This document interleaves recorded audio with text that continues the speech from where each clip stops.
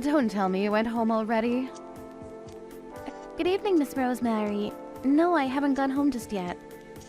Obtuse and stupid as always, I see. By the way, I left some of your documents I need finished by tomorrow somewhere near your desk. I trust you went through those? What? Near my desk? Could you be more specific, please? I'm pretty certain I left them right next to it. What? Don't tell me you didn't go through them. You see, this is what I mean when I talked about time. You gotta manage, damn it. This is such an inconvenience. You're so useless, Veronica. Do your work properly. I'm sorry, but I don't know which documents you're talking about. Could you tell me which ones you mean? Did you look around your desk, yes or no? And the trash can? Oh, jeez, it was in the trash can. Just as I thought, throwing away such important documents without so much as a bat on an eyelash. Unbelievable. But I didn't throw it out. I would never throw out any documents without anyone's permission. What are you trying to say? Miss Rosemary, did you really leave these documents near my desk? I'm certain that a quick glance at them would have been enough to realize what they were. But they weren't on my desk or near it anywhere. They were instead in the trash can. Do you know anything? Don't tell me you're suspicious of me. This is so ridiculous. You suspect your own superior at work of foul play? Do you realize how rude you are right now? If I'm wrong, I apologize. I'm sorry. You know, I would never do such a thing. You put them in the trash can yourself and then tried to make it so that someone else did it. You're rotten down to the core, Veronica. Down to my core, rotten? You have an unattractive face on top of a despicable personality. It's really hard to be your superior, honestly.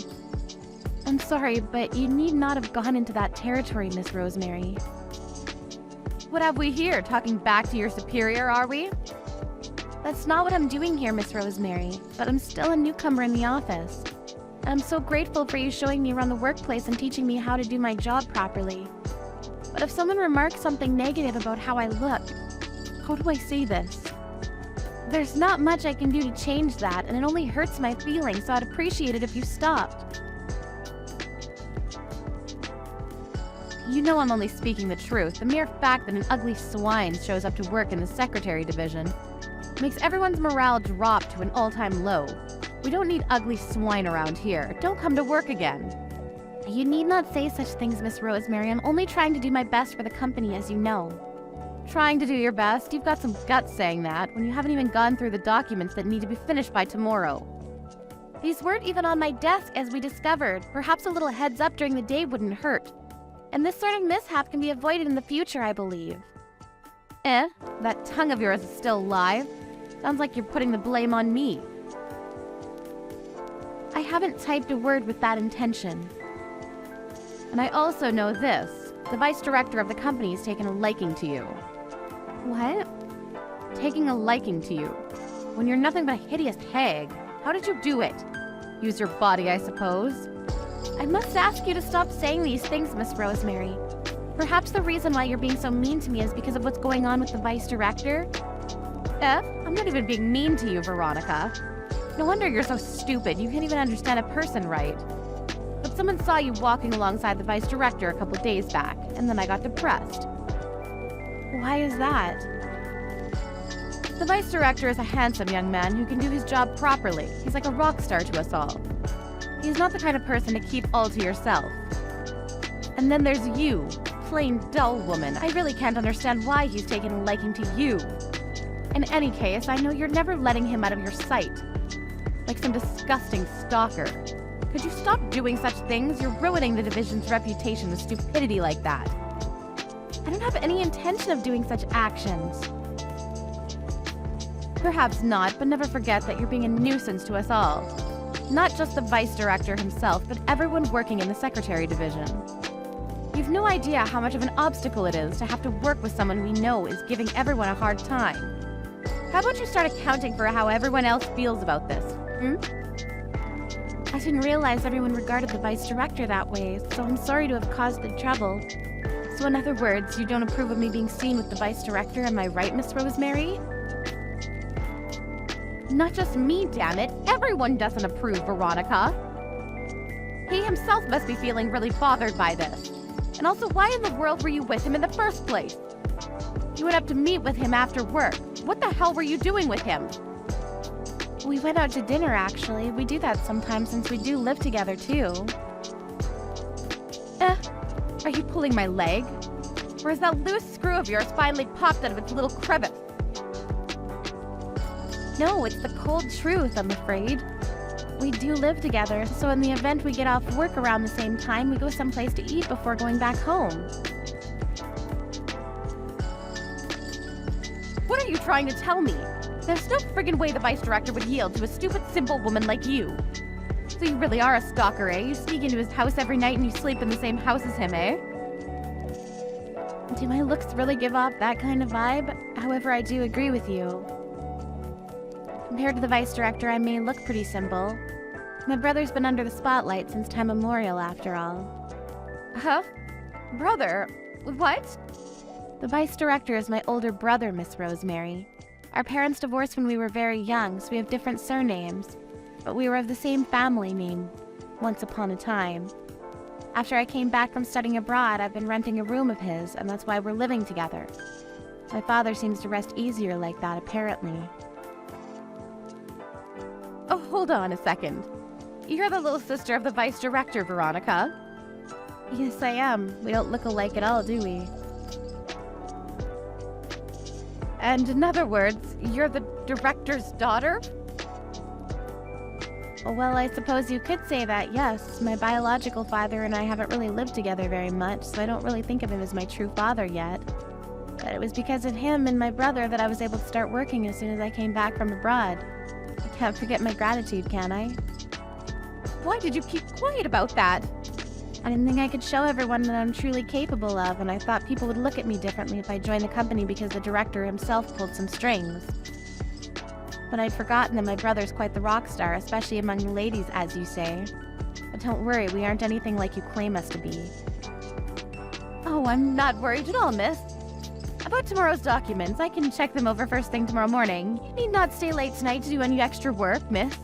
Go home for the day, please. I'm sure the vice director is starting to get a little worried about you.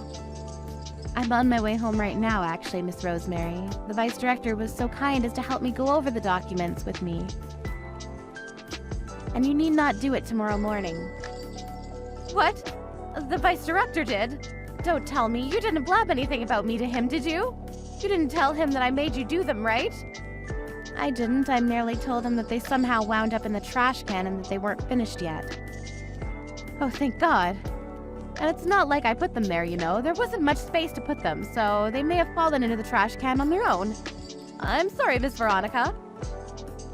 I didn't think that you'd offer me an apology, Miss Rosemary. That was the last thing I expected. But of course I would. It was never anyone's mistake, and you left for home pretty late tonight. And that's made me feel sorry for you and for the vice director. Is that so? Who would have thought that your attitude would change this much? What a surprise. But I haven't changed attitudes at all, Miss Veronica. Could I ask a small favor of you, if you're all right with it? I'd like you to recommend me to your brother. Romantically, of course. Excuse me? Why would I do that? This is something I shouldn't really say to the younger sister of the man in question here, but I've been a fangirl of his ever since I joined the Enterprise. So I'd love for you to let him know about me so that we could maybe go out to dinner together. Dinner with my brother, you mean? Indeed, and if it's not too much to ask, I don't mind going over to your place for some time together. You're invited, of course. You could be my future little sister, after all. And I've always had this feeling that the vice director is only ever kind to me in particular. And I don't think it's wishful thinking, so if I just had to chance, things for us could go pretty well. And thus I must call for you to help me out. Perhaps you could be the matchmaker for the two of us and arrange something. My brother is with me right now, and he just said that it really is wishful thinking, Miss Rosemary. What? Wait, hold on. What do you mean? Your brother is the vice director, right? Yes, he is. He's been reading our conversation in DMs for a while now. What? Didn't you say you never told him anything, Miss Veronica? I didn't tell him, Miss Rosemary, but I was crying as I was staring at my screen, so he went and saw what was happening without even asking. What? You can't mean that he's seeing all of this too, right? Yes, he is. Mr. Director, this isn't what you think. It's a misunderstanding. What's a misunderstanding, Miss Rosemary? You don't mean the fact that you just call me stuff like ugly swine and hideous bag, and that you brutally harass me at work every day, forcing me to do more work? Oh, Veronica dear, don't go about saying such silly things. You'll only make things worse, you know, and it's not like I wanted to do those things.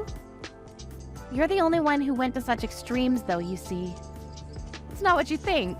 All I ever wanted was to educate you to become a good secretary. I never meant for those things to be personal insults.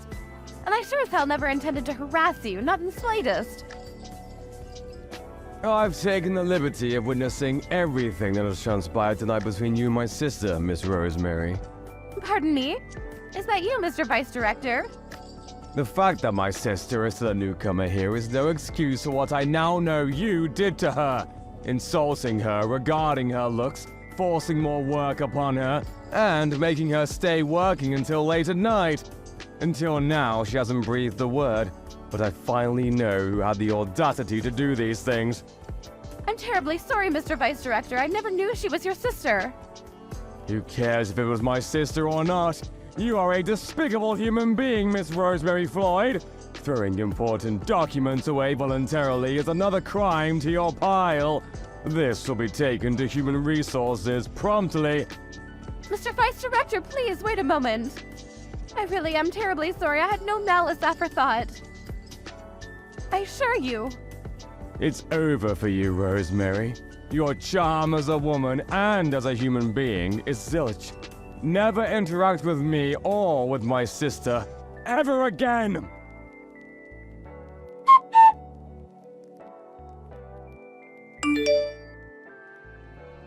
The vice director of the company loves his sister Veronica very dearly and never allows any harm to come to her, and strictly punishes those who did. And Miss Rosemary was no exception. He never had any of her excuses, never forgave her, and promptly arranged for her to be moved to a subsidiary company in building maintenance. Rosemary's salary dwindled to something much smaller, and she was thrown into a working society dominated by men. Away from the brilliant office life of the secretary in training, and because of mounting pressure from the vice director, Rosemary's father eventually quit his job at his own company. An angry brother can be as strong as a lion, it seems. Hi, Cherry. I have something to tell you about yesterday. Do you have time to talk right now? Thank you for having us yesterday. Sure, I have time. What's the matter? Is something wrong? I was a bit shocked yesterday. You can't even cut fish properly. Huh? You're right. I'm not that good at cutting fish. Also, you didn't know the names of all the dishes. To be honest, I was really shocked. I think one of the reasons why I don't know the names of those dishes might be because I was born and raised in a different state. You're right, it was the first time I heard of those dishes. Thank you for teaching me. I appreciate it. I know, right? But, you know what? This is a problem. Uh-huh? With that level of knowledge, I don't think you're suited to be my son's wife. I don't think you're suited to be his wife. You're not good at cooking. That's a huge problem. Yes, you're right. I will make an effort to be better at cooking. I'm not talking about being laid back and taking it easy. With this, I don't approve of you as my daughter-in-law. But That's why I thought of an idea. During the weekends, you should come to our house and learn how to cook. what? During the weekends? That's right. You should come every week without fail, because I will teach you how to cook. If you attend a cooking class, it will cost a lot of money. You should be thankful to me, because I'm offering to teach you. Thank you, but to be honest, I don't think it's possible to go every single week. What are you saying? I'm making time for you, and you're declining my offer?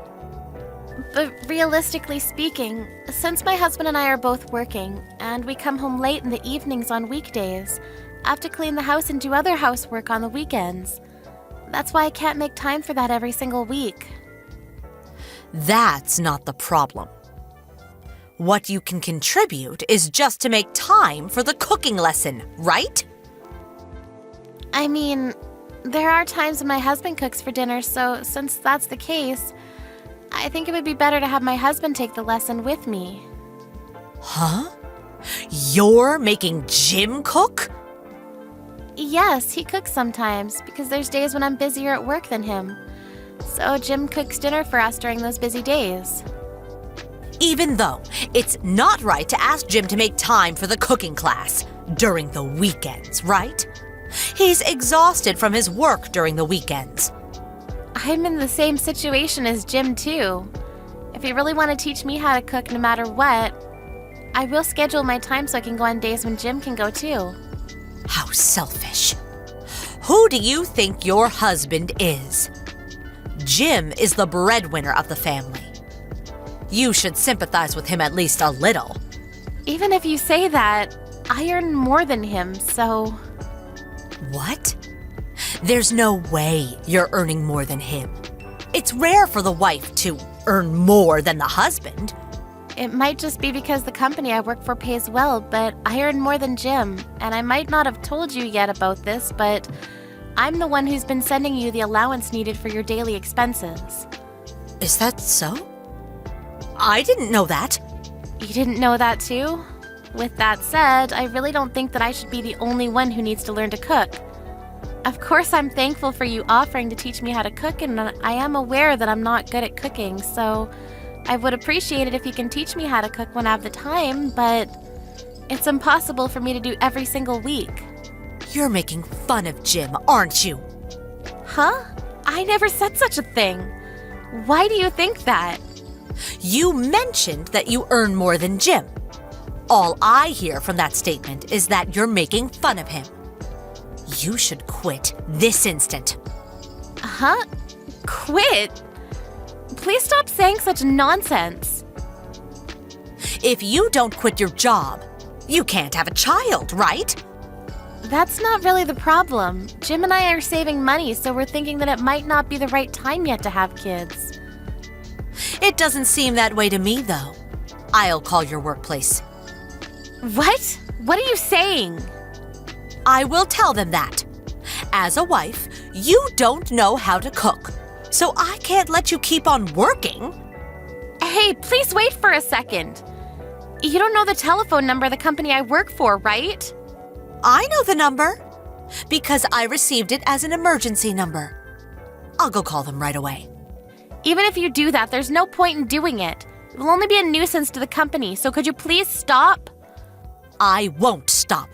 It's a punishment for being stubborn with your mother-in-law. You should suffer. You should reflect a little. I don't understand what you're saying, but didn't I just say that I can't go every single week? Shut up. You're making fun of Jim and me. I won't forgive you for that. I will make you pay for this. If you do that, you're going to be the one who'll be in trouble, you know. I already called them. I also told them about all the bad things you said about us. Because of that, you will have a hard time at the office, right? You should hurry and quit your job. You're right, my colleague was the one who talked to you on the phone. I apologized to her for the inconvenience, even though she was busy. You made me apologize for something I didn't do. Huh? It seems like she completely thinks that my mother-in-law is crazy. Why am I the one who is crazy? No one in their right mind would call the workplace of their daughter-in-law to ask them if the company is going to fire her, you know. I'll be finishing work now because I can't concentrate on my work if you keep on doing this to me. You should just quit your job. You can't even make a child. If you can't make a child in 3 years, I will ask you to leave. Huh? Then why are you still here? What do you mean? I heard from my father-in-law that it took you 5 years before you gave birth to Jim. How did you know that? Despite that, you tell me to have a child in 3 years? Don't you think you're in the wrong? As for today's conversation, I'll ask Jim to tell his father. Also, if you keep on treating me like this, I think I'll have no choice but to stop visiting your house. Why? I need to teach you how to cook, so you should come, or else. I was planning to go, but I never thought you would call my company and make a fuss. Also, I contacted Jim earlier. He said he'll go learn how to cook with me when he can make time, you know. Is that so? Jim will come too? Yes. He said that your cooking is always delicious, so he said that he wants to learn your cooking techniques if he can, but never has he ever thought that this is your true colors. It's just a misunderstanding, isn't it? Whatever. Just come here and bring Jim with you. I'll teach you how to cook. No thanks, we're fine now. Jim and I decided to distance ourselves from you. Why? What do you mean, distance yourselves from me? You told me to leave if I can't make a child within 3 years, right? It's almost 3 years since Jim and I have been together, so I'm thinking of staying away from you. Of course you can't do that. What is Jim saying? Jim is also furious right now. He said it was unbelievable that you even called my office just to say that.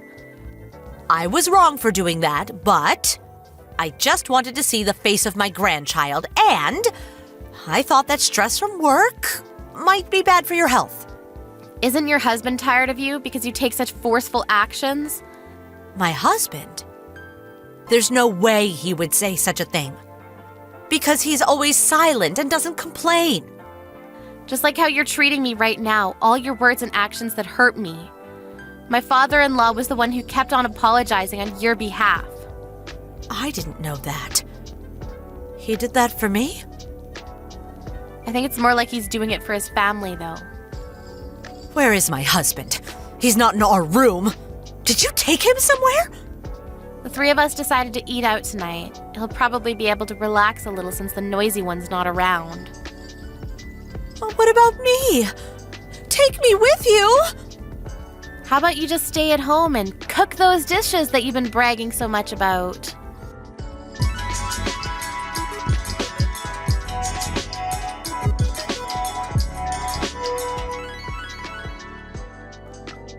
After that, Victoria tried calling Sherry and Jim, and of course her husband, but no one answered her calls. So she ended up eating supper all by herself. When her husband arrived home later in the evening, he pretended to not see Victoria and ignored her. So Victoria finally apologized. She was told that he won't listen to her if she doesn't apologize to Cherry, so even though Victoria doesn't want to apologize, she decided to go and apologize to Cherry. Apparently, she's thinking of cooking her signature dish that she's very proud of to bring with her to Cherry and Jim's house to apologize to them.